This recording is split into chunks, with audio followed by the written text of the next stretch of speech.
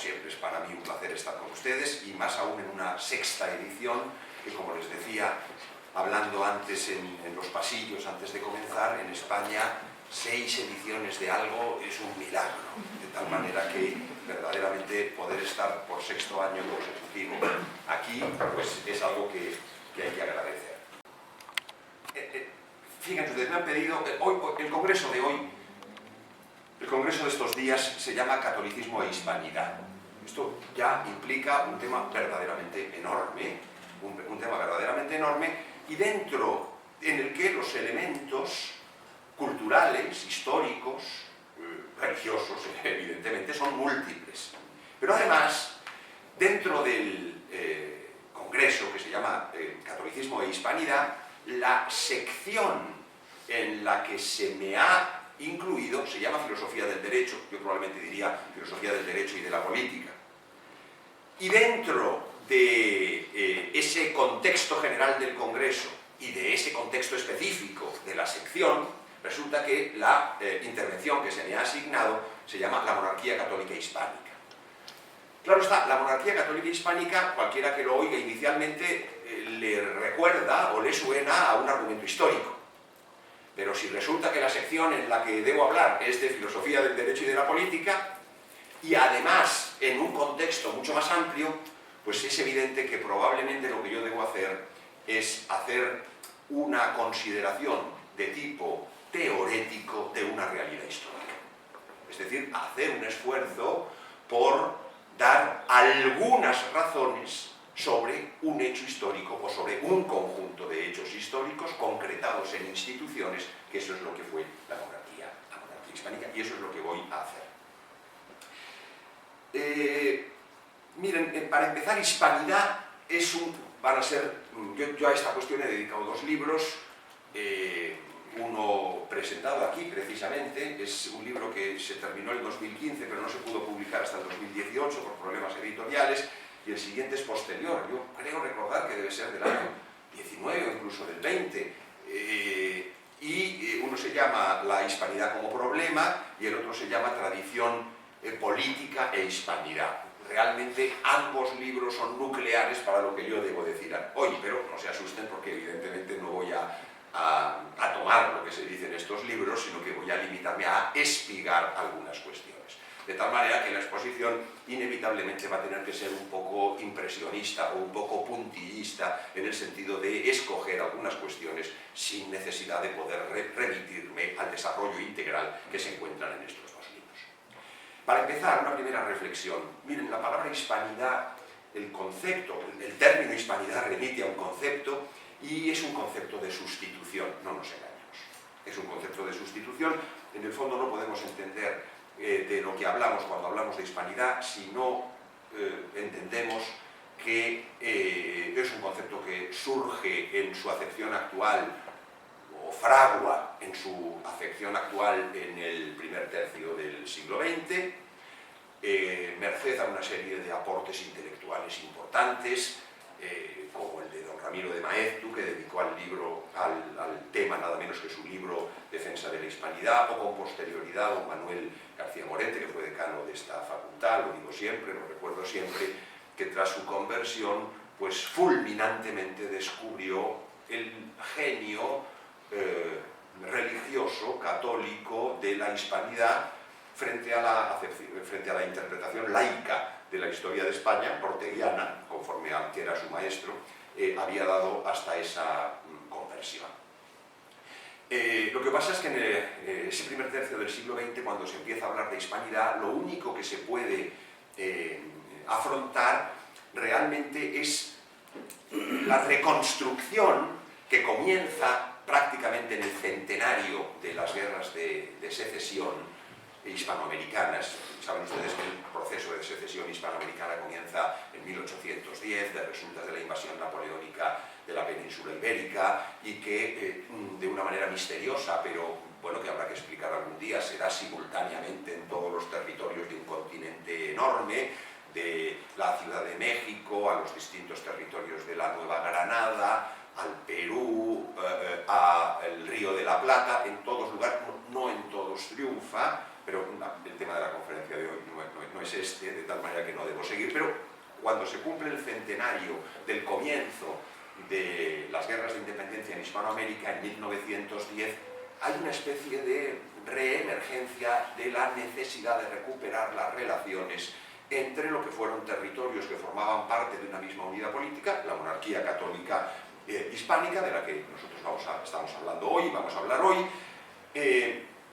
y que naturalmente las heridas de la guerra, de las guerras de independencia o de secesión habían alejado.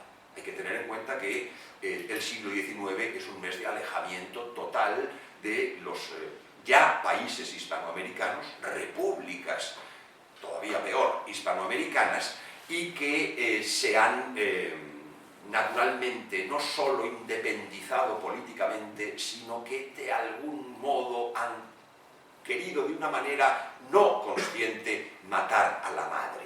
Es inevitable en ese tipo de procesos históricos que algunas tendencias de este tipo subsistan, existan, se desarrollen. Y esto fue lo que ocurrió. Por eso no es de extrañar que una buena parte que sea muy poco el hispanismo entre comillas, ¿verdad?, que existe en Hispanoamérica durante este periodo, muy pequeño, y que al mismo tiempo sea bastante limitado, y que al mismo tiempo, en general, los bien pensantes vuelvan su mirada, bien pensante no en el sentido provocador, sino en el sentido de las gentes que aprecian la tradición, mejor aclararlo porque el término es equívoco, miran y vuelven sus ojos o bien a Francia, es el caso de los ultramontanos, el modelo del ultramontanismo es el ultramontanismo francés, que tiene sus problemas y sus dificultades, de esto tendríamos que hablar otro día, ¿verdad? Es el caso de don Gabriel García Moreno, el ejemplo más claro de gobernante ultramontano, muere realmente mártir porque es in odium fide y de una manera clara, por más que haya argumentos políticos que se introduzcan. Bueno, esto es la Iglesia la que lo tiene que decir y no yo, pero que evidentemente desde el punto de vista externo hay un conjunto de elementos que identifican su asesinato con una defensa de la fe en el ámbito político encarnada de manera discutible en algunos términos, porque eso es lo que hay allí, es el ultramontanismo francés, no hay más. O, en el mejor de los casos, a la Roma, diríamos todavía de Pío, no, hasta 1870. Bueno, esto daría lugar a un gran desarrollo, a mí me divierte mucho hacerlo, pero hoy no es el día. Lo que sí es el día es de subrayar que lo que se había producido era una fractura, y esa fractura de relaciones solamente empieza a restañarse conforme avanza el siglo XIX. Es a finales del siglo XIX cuando empezamos a encontrar ya algunos elementos de recuperación de esa relación, pero es principalmente a partir de esta emergencia del tópico de la hispanidad, ya en el siglo XX, cuando la encontramos. Pero es natural que esta hispanidad tenga un sello religioso porque es el elemento católico, el elemento evangelizador, el elemento civilizador, el que viene a ser subrayado de manera principal por los autores que recuperan este término, y tiene un sello también cultural e histórico, pero no político. Por eso el concepto de hispanidad que surge en el primer tercio del siglo XX es un concepto de sustitución. ¿De sustitución de qué? Pues de la monarquía hispánica, porque la monarquía hispánica era una realidad política. Esa realidad política ha desaparecido, es evidente que durante cierto tiempo no se puede evocar, luego se empiezan a evocar los elementos, los mimbres que permiten realizar una reconstrucción cultural de la hispanidad, pero que todavía no ha llegado a la dimensión política. Esa es la dimensión a la que hoy se sigue sin llegar, por otra parte, porque es muy difícil de reconstruir, más allá de que pueda haber y debiera haber y debiéramos luchar por aportar un conjunto de elementos que también permitan esa reconstrucción política. Bueno, en ese sentido de la búsqueda de ofrecer algunos elementos para la reconstrucción política, se encuentra el tema de la monarquía católica. La monarquía católica es el nombre técnico de la monarquía española. El término de monarquía hispánica que se ha difundido con posterioridad es un término impropio. Lo que pasa es que la palabra monarquía católica, cuando la incultura se desarrolla, hay mucha gente que no entiende lo que es, que cree que puede referirse en un sentido universal. No, no, la monarquía católica es la monarquía hispánica histórica, porque así se llamaba, porque si no los reyes católicos se llaman los reyes católicos porque han tenido ese encargo de parte del pontificado romano, como los reyes de Francia se llamaban reyes cristianísimos en castellano, très chrétien en francés. Ahora cuando uno lee un libro traducido del francés, como nadie sabe nada ya, se encuentra con que los traductores castellanos hablan de los reyes muy cristianos. No tenían por qué ser muy cristianos, y a veces ni lo eran los reyes cristianísimos, que es como se conocía en castellano el término roi très chrétien. Como estaban cada una de las monarquías históricas tenía su título apostólico, etc. Bien, entonces, esto es lo que yo propongo hacer ahora y aquí viene el tema del repertorio con el que comenzaba, una primera estructuración triple en la que la primera parte a algunos que me hayan soportado en alguna otra ocasión les va a resultar más conocida. Yo voy a intentar ofrecer esta reconstrucción en un triple momento, hacia atrás como retrospectiva, en su evolución hacia el presente como perspectiva y en lo que podría tener de semillas de reconstrucción en prospectiva. En cuanto a la primera parte, en cuanto a lo que podríamos decir de retrospectiva, es aquí donde vuelvo al repertorio que decía. No sé si ustedes han oído hablar o han seguido, ya murió hace algunos años, pero murió con muchos años, un escritor francés liberal y cínico, y perdón por la redundancia, que se llamaba Jean d'Ormesson. Jean d'Ormesson, sobre un libro, Obsession de Dieu, un novelista famosísimo, probablemente uno de los novelistas franceses de más fama, no diré de más mérito, pero sin duda alguna de más fama, del último tercio del siglo XX. Y Jean d'Ormesson decía siempre, cuando ya en su ancianidad, yo todavía no he llegado a esa situación, pero me voy aproximando, en la que decía que, en sus conferencias decía que no sabía si repetirse o contradecirse. Bueno, yo no soy cínico ni liberal, por tanto prefiero no contradecirme y prefiero repetirme, entre otras razones porque la repetición forma parte del oficio universitario. Decía Kierkegaard, saben ustedes que el que no sabe repetir es un esteta, el que repite sin entusiasmo es un filisteo, y solo el que sabe repetir con entusiasmo siempre renovado es un verdadero hombre, y diríamos un verdadero profesor. Entonces, bueno, como de alguna manera hay que consolarse, pues con las repeticiones que necesariamente voy a incluir, para la primera parte de retrospectiva yo no puedo sino evocar una temática muy cercana a mis maestros, al profesor Francisco Elías de Tejada preferentemente en este punto, pero también al profesor Rafael Gambra o incluso a don Álvaro Dors, que han ilustrado una idea que es la de la separación entre la cristiandad y Europa.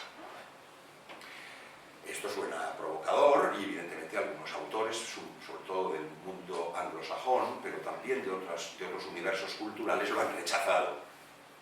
Pero a mi juicio cada vez se demuestra más el acierto de este planteamiento. Esta distinción entre cristiandad y Europa no se entiende entre los términos del idealismo alemán, de acuerdo con el famoso libro de Novalis, no tiene nada que ver, sino que es exclusivamente, digamos, la ruptura de la res pública cristiana que se produce de resultas del surgimiento de lo moderno, de la modernidad, entendiendo por modernidad no un concepto historiográfico, cronológico, sino un concepto axiológico, ¿verdad? Un concepto filosófico, estrictamente hablando, porque de nuevo aquí la modernidad es un término equívoco que se puede utilizar en un sentido puramente historiográfico, una era, una edad, una época, o en un sentido filosófico, por más que haya una conexión entre ambos, porque la modernidad no deja de ser el periodo filosófico digamos, en el que la inmanencia y la emergencia de la inmanencia se concreta en una edad histórica, en un momento histórico. Bien, entonces esta ruptura de la res pública cristiana se produce de resultas de lo que Elías de Tejada llamó las 5 fracturas y que yo he repetido por activa, por pasiva y por perifrástica. Yo hoy voy a intentar no referirme tanto a la ilustración de las 5 fracturas, que las voy a enumerar tan solo, sino de cómo esas 5 fracturas fueron rechazadas por el mundo hispánico, porque me parece que es más adecuado a la temática de hoy. Entonces, Elías de Tejada lo que decía es que en un momento determinado, que se da entre 1517 y 1648, se había producido una ruptura de la res pública cristiana, de la Christianitas Major, de esa agrupación jerárquica de pueblos que giran en torno de dos ejes, el sol del papado y la luna del imperio, de acuerdo con la famosa definición que está en San Bernardo de Claraval, pero que en el fondo está ilustrada por Dante y que dio lugar a las grandes polémicas de los que sostenían la tesis verdaderamente católica, a mi juicio, de los que sostenían la tesis hierocrática, que es la tesis que en el fondo sometía el poder político en todo, in toto, a la potestad eclesiástica, lo cual es un error conceptual, es un error que luego tiene sus desarrollos posteriores, históricamente lo que se ha denominado el clericalismo. Pero, digamos, no puedo afrontar todas las cuestiones que están ligadas entre sí, que requerirían un desarrollo autónomo y que desgraciadamente no puedo hacer. Entonces, esas 5 fracturas no son otras que la fractura religiosa del luteranismo, la ruptura ética del maquiavelismo, la ruptura política del bodinismo, la ruptura jurídica del jobbesianismo y la ruptura social, histórica, existencial, que se produce de resultas de estas 4 rupturas filosóficas con motivo del fin de las guerras de religión y de la paz de Westfalia de 1640. Fíjense ustedes que en el fondo las 4 primeras son doctrinales, son Lutero, es Bodino, es Maquiavelo, es Bodino y es Hobbes, y la última es la concreción de una lucha que es histórico-institucional en la práctica, en la realidad práctica. Pero todas tienen su relevancia, probablemente la más relevante es la primera, es el luteranismo, probablemente la reforma protestante es el elemento que ha forjado la modernidad. Probablemente la modernidad no es sino el desarrollo en distintos niveles de la reforma protestante. Don Álvaro Dors decía, por ejemplo, que cuando uno miraba los grandes conceptos de todo el ámbito moral, tomando moral en el sentido que incluye lo político, lo jurídico, etc., en el sentido clásico de las ciencias prácticas, ¿verdad?, aristotélico, cuando uno toma el ámbito de lo moral, los grandes conceptos en torno a los cuales gira el ámbito moral, el ámbito de las ciencias prácticas, todos tienen matriz protestante. Tiene matriz protestante el concepto de Europa, que es al que yo me voy a referir ahora, tiene matriz protestante el concepto de Estado como artefacto, que no es la comunidad política, tiene raíz protestante el concepto de derecho subjetivo, o por lo menos la concreción del derecho subjetivo como facultad separada de la norma, que se convierte en una pretensión. Tiene naturaleza y origen protestante la secularización, que es la separación tajante de dos mundos, contra la tesis católica fundamental que está en la cuestión primera de la suma de teología, que la gracia no quita la naturaleza sino que la perfecciona. Tiene matriz protestante el capitalismo. O sea que si nosotros analizamos los grandes ejes de la filosofía moral, política y jurídica moderna, en todos está la huella, la zarpa de Lutero y de Calvino, porque Lutero era muy básico y además muy radical. Calvino en realidad era una persona con conocimientos filosóficos profundos, de tal manera que Lutero era un seguidor de Occam, como dijo, ¿no?, yo soy de la facción de Occam.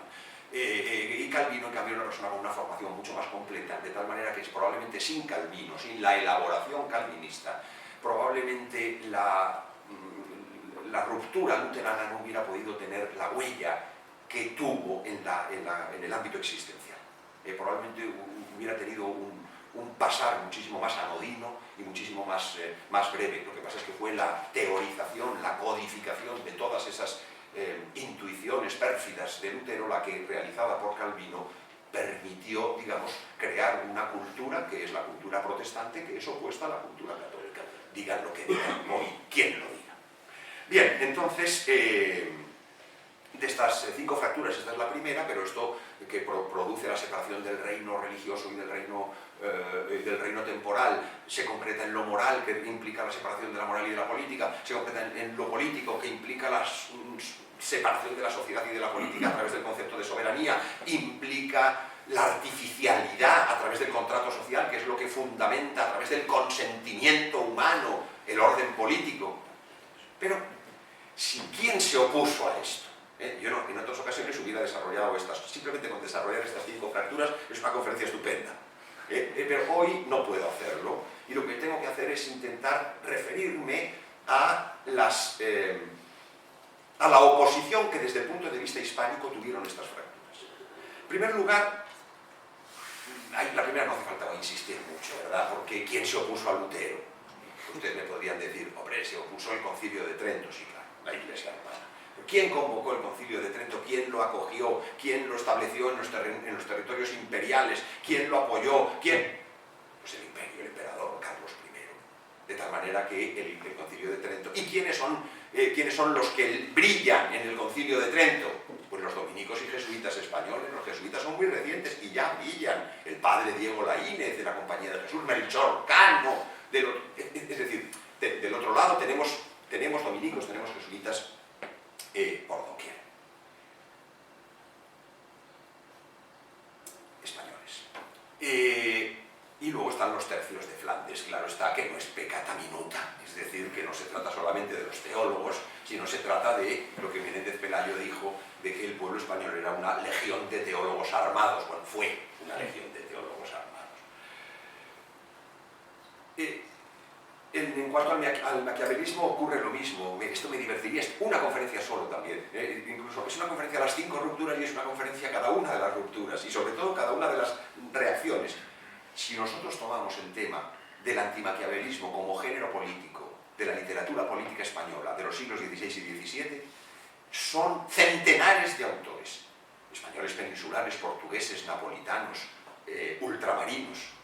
Prácticamente el antimaquiavelismo es la línea central que explica la política española durante 2 siglos, el antimaquiavelismo. Hasta el punto de que cuando hay alguno que recula, que tiene un poco más de miedo, que entonces, para no ser antimaquiavelista, se convierte en tacitista. ¿Pero qué son los tacitistas? Antimaquiavélicos cobardes, fundamentalmente. En tercer lugar, estoy yendo muy rápido, tendríamos el tema de la soberanía, del bodinismo. Miren ustedes, cuando Gaspar de Añastro Isunza traduce al castellano los 6 libros de la República de Bodino, añade lo siguiente: las repúblicas de Bodino católicamente enmendadas. Es decir, traductore, directamente está reconociendo que está traicionando el libro que está publicando. Y cada vez que aparece la palabra soberanía, dice que un hispano no puede reconocer la palabra soberanía, que soberano no hay nadie, ni Dios, que no es una blasfemia, sino porque este es el viejo problema de la potestas ordinata o de la potestas absoluta, que es un viejo tema medieval. Entendido en este contexto, ni Dios sería soberano, porque la potestas de Dios es una potestas ordinata, no es la potestas absoluta que quisieran los voluntaristas, los nominalistas, etc. Entonces, soberano no hay nadie, el rey no es soberano. El rey no es soberano, el rey tiene la suprema auctoritas, yo diría incluso potestas, pero la suprema potestas o auctoritas, como se quiera, pero nada más. De ahí la doctrina del tiranicidio. Elías de Tejada decía que para ver si había un autor verdaderamente español o no, había que ir a controlar lo que decía sobre el tiranicidio. Si no era partidario del tiranicidio, no era español de verdad. No era español. Por eso Santo Tomás de Aquino, que es el gran doctor común de todos, no digo esto, lo digo en broma, recula al final ante el tiranicidio. El padre Mariana de la Compañía de Jesús, no. Hay que dar muerte al tirano. Bueno, esto da lugar a... Ustedes saben que el libro del padre Mariano, que dice que hay que dar muerte al tirano, está dedicado al rey de España, y se lo dio, se lo entregó en la mano, hincó la rodilla, le besó la mano al rey, y los franceses no podían creérselo. Claro, los franceses dijeron que se reunieran todos los ejemplares que había del libro del padre Mariano para quemarlos. ¿Por qué? Porque era sedicioso, porque era revolucionario. En España no se vivió como revolucionario porque el rey no era tirano. Si en Francia lo veían como sedicioso, allá ellos. Quizá el rey de Francia era tirano. Es verdad que habían asesinado a 2 de ellos. Pero dejémoslo. El asunto de Hobbes, que sería la cuarta ruptura, de nuevo, es decir, que si alguien se opone a la soberanía es el mundo hispano. Y si alguien se opone a la idea del contrato social es el mundo hispano, a través de la idea del corpus místico. La idea de que, analógicamente, la comunidad política implica un corpus místico y que la monarquía hispánica es un corpus místico. No es una invención española, evidentemente que no lo es, como no lo es nada de lo anterior. Lo que pasa es que la encarnación española de todas esas verdades es incomparable con lo que ocurrió en los demás lugares.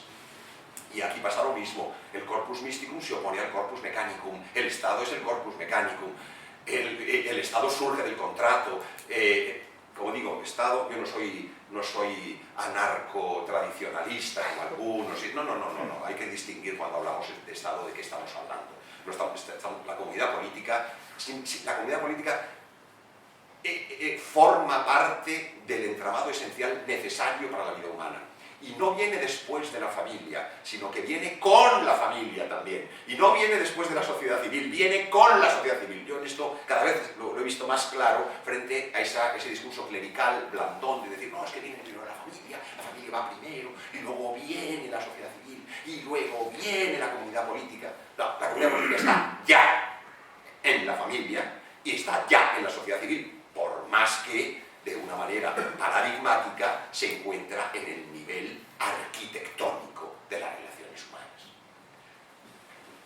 No quisiera yo excederme, son las 11:04, llevo media hora, es decir, que puedo hablar todavía 15 minutos más. Bien. Esa oposición entre la cristiandad y el mundo, y Europa, que es lo que dice Díaz de Tejada. Europa es Lutero, Calvino, y en cambio la cristiandad de Santo Tomás de Aquino es... Bueno, ya les he contado en alguna otra ocasión la discusión entre Elías de Tejada y José María Pemán, el famoso escritor, en el que, claro, decía Pemán, no, porque Europa es el barroco, es el gótico, el Dante, Santo Tomás, y Elías de Tejada, no, Europa es Lutero, es Calvino, y bueno, tenía razón Elías de Tejada, por cierto, porque eso es lo que se concretó luego en la realidad europea después de la paz de Westfalia, con la derrota de la monarquía hispánica. Entonces, ahí es donde todos los pensadores tradicionalistas, Elías de Tejada de una manera clarísima, Rafael Gambra de una manera finísima, incluso subrayando Rafael Gambra en relación con el siglo XX, decía, quizá hoy esta oposición entre cristiandad y Europa, entre España y Europa, entre lo hispánico y Europa, haya perdido parte de su significado primigenio. Hombre, nos ha fastidiado, estamos en la Unión Europea, estamos en todo lo peor, ¿no? Parece el nivel moral, institucional, general, no solamente no es mejor que el de otros países europeos, sino que ya está. No es necesario entrar en comparaciones, que son siempre odiosas. Lo que digo es que Rafael Gambra decía, oye, quizá haya perdido parte de su significado primigenio, pero sigue teniendo su valor. ¿Ustedes se han dado cuenta, preguntaba el profesor Gambra, ¿ustedes se han dado cuenta que cada vez que hay que hacer avanzar algún mal, se dice que es en nombre de Europa? Ah, es que Europa pide, es que Europa dice, es que Europa hace, de tal manera que incluso hoy, que estamos ya a nivel europeo, resulta que cuando hay que hacer alguna malignidad, sigue estando Europa de por medio. Es una especie de signo misterioso, preternatural de la realidad europea.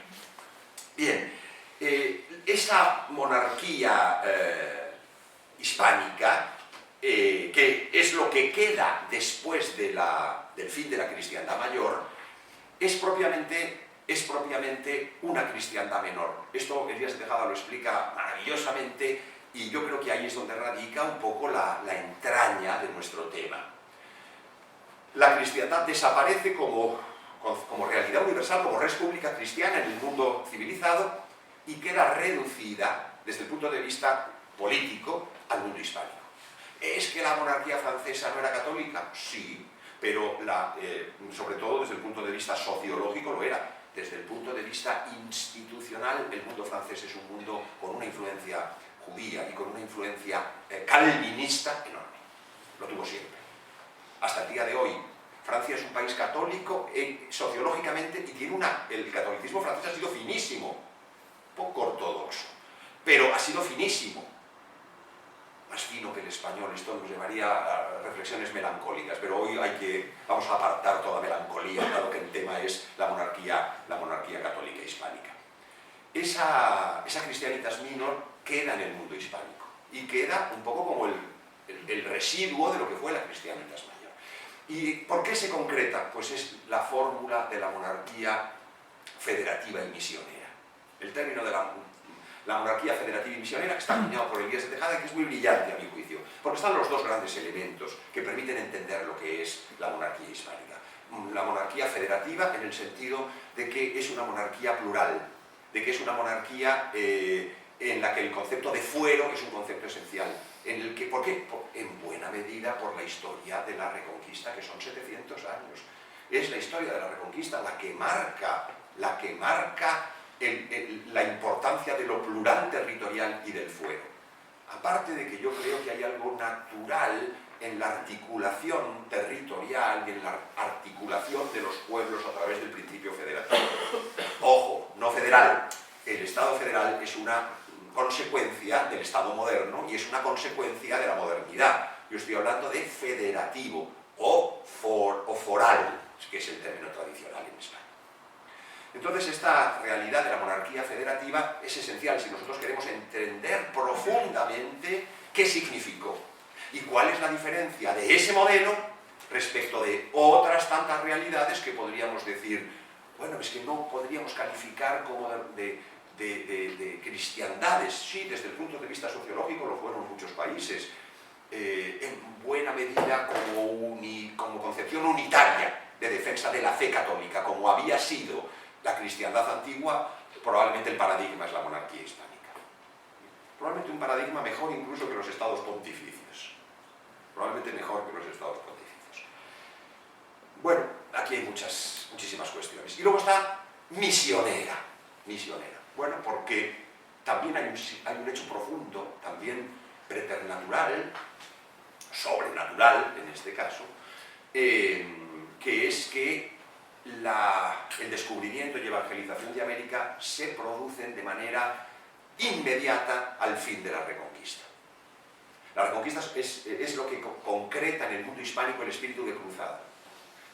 El mundo hispánico no estuvo tan implicado en las cruzadas de los santos lugares porque tenían la cruzada interna, tenían la lucha contra el moro dentro.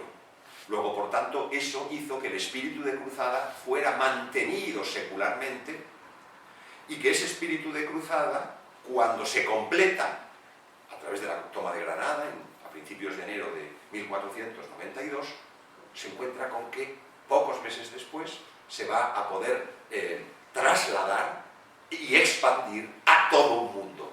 De tal manera que a todo ese mundo hay que dar continuidad de lo que había sido el espíritu de cruzada. Esto hace que se convierta la monarquía hispánica en una monarquía misionera. Entonces, yo creo que es tan fácil. La monarquía federativa y misionera es lo que explica la monarquía hispánica, y lo explica secularmente. Hay siempre alguno que dice, no, esto se corresponde con la dinastía austríaca, con la Casa de Austria. Sí, singularmente.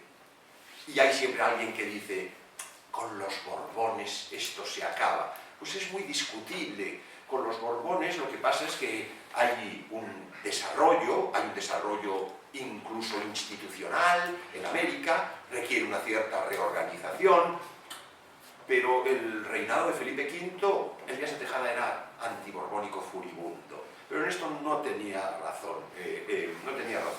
En cambio, Rafael Gambra explica muy finamente cómo no hay una verdadera discontinuidad entre las dinastías. Hay una profunda continuidad más allá de algunos elementos y de algunos matices que probablemente, yo como Elías de Tejada, me gusten más los de la Casa de Austria, pero que no puede trazarse esa separación tajante o radical. Yo creo que esto requiere su estudio. Creo que Rafael Gambra tiene una serie de consideraciones muy agudas y de cómo incluso el siglo XVIII, no hablemos del reinado de Felipe V, que es un reinado de reconstrucción en buena medida, pero incluso el reinado de Carlos III, donde las cosas que nos pueden parecer más llamativas, como la expulsión de la Compañía de Jesús, no se pueden entender fuera del contexto de la época. No olvidemos que la Compañía de Jesús terminó siendo disuelta por la Santa Sede. Es decir, que no era una cosa de Carlos III. Nos puede parecer mejor o peor, ni mal, pero lo que digo es que no estamos en presencia solo de un fenómeno que afecta a los Borbones españoles. Con esto quiero decir que se mantiene prácticamente hasta la invasión napoleónica. Hay un periodo de crisis con Carlos IV, donde sí que empieza a haber pensamiento ilustrado. pero incluso con Carlos III está el libro de Francisco Puig, discípulo de Díaz de Tejada, El pensamiento tradicional en la España del siglo XVIII, 1700-1760. Francisco Puig demuestra de una manera inapelable que en la mayor parte del pensamiento español, entre 1700 y 1760, es tradicional. Es como es antimaquiavélico, es antisoberanista, es como en el siglo XVI o XVII. Es decir, que realmente la heterodoxia en España ocupa una franja bastante limitada solo a finales del siglo XVIII. Y es la guerra de la independencia que permite a los liberales dar un golpe de Estado y hacerse con el poder, lo que permite finalmente el desarrollo de la heterodoxia. Bueno, tengo que ir terminando, ¿verdad? La destrucción de la monarquía hispánica tendrá lugar, efectivamente, por la Revolución Liberal. Es un signo también misterioso ver cómo la monarquía hispánica, con sus debilidades, recaídas, las que se quieran, pero se mantiene hasta la Revolución Liberal. Es el liberalismo el enemigo de la monarquía hispánica y el que da muerte a la monarquía hispánica. Por eso no es posible casar el liberalismo con la hispanidad. Por eso no es posible casar el liberalismo con la monarquía, la verdadera monarquía. La revolución liberal significa la muerte de la verdadera hispanidad y la muerte de la verdadera monarquía. Bueno, yo pensaba haber hablado de otras dos cosas más, que eran la perspectiva y la prospectiva. Vean ustedes que la retrospectiva me ha permitido introducir una serie de elementos al hilo de lo que íbamos diciendo que tenían que ver con esta perspectiva y con esta prospectiva, sobre todo la perspectiva, porque el etos hispánico es lo que queda después de que desaparece la forma política hispánica. Y ese etos hispánico es el que se concreta todavía políticamente en la realidad de la España antiliberal, fundamentalmente el carlismo y hasta nuestros días.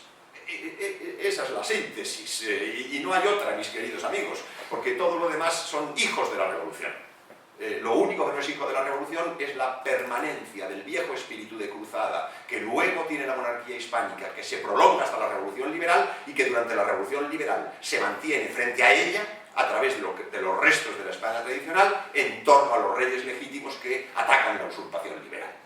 Esta puede parecerles una síntesis extremadamente escueta, pero aquí está todo. Ese etos, conforme la pequeña España, que es la comunión tradicionalista, se contrae después de la guerra, se contrae por la persecución franquista, se contrae por el Vaticano II, sobre todo, que es lo que ha destruido todo, y se contrae también por los problemas dinásticos internos de la dinastía legítima, pero conforme se contrae esa pequeña España, lo que queda es, aparte de un ideal, aparte de una mínima estructura que sigue existiendo, queda un etos. Y ese etos es en lo que se va refugiando en perspectiva la vieja monarquía católica hispánica. Pero queda la prospectiva, que quedará para otro año, si es que me siguen invitando. Queda la prospectiva, y esa prospectiva, en el fondo, la he resumido en uno de mis libros como la hispanidad como contraglobalización, porque es el entendimiento de cómo una pluralidad de pueblos estructurados en torno a la fe católica y estructurados en torno al principio de la libertad civil que da lugar a la fórmula jurídica del fuero, es verdaderamente un universalismo contrario a la globalización. La globalización parece universalista, pero no es universalista, es todo lo contrario, es la reproducción de un modelo mecánico al margen de las distintas contingencias y coyunturas y circunstancias históricas. Mientras que la tradición verdadera consiste en la verdadera multiplicidad, la verdadera pluralidad, sin desmedro de la unidad. Bueno, yo creo que esta no es una mala conclusión, ¿verdad? Les agradezco mucho la paciencia.